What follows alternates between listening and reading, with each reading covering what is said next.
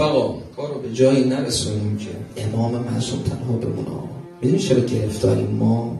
همش این کار ما گره تو گره میشه چون امام زمانمون نمیاد، نیومده. هستا نیومده به چش هممون بیاد. چرا؟ به چه دلیل؟ به جهت این که من سنگ همه رو به سینه میزنم الا امام زمان. تو زندگیم گره میفته همه رو صدا میکنم الا امام زمانم. تو نماز خیلی باحال میگم خدایا ایاک فقط تو نستعین، فقط از تو کمک میگیرم و ایاک نعبد، فقط تو رو عبادت میکنم. درسته؟ راست و حسینی. ما فقط خدا رو عبادت میکنیم، مدیر ادارت رو عبادت نمیکنیم، زنت عبادت نمیکنیم، شوهرت عبادت نمیکنیم، بچه‌ات عبادت نمیکنیم، کمک ازش نمیگیری. چقدر خدا غریبه، چقدر امام زمان غریبه. اون وقت کار گره میخوره. میبینید که دست کسی بر نمیاد، یا امام زمان تو رو به حضرت زهرا، تو رو به امام رضا، تو رو به ابوالفضل عباس. راه پیدا کن. راهش اینه از همه باید ببری برسی به او.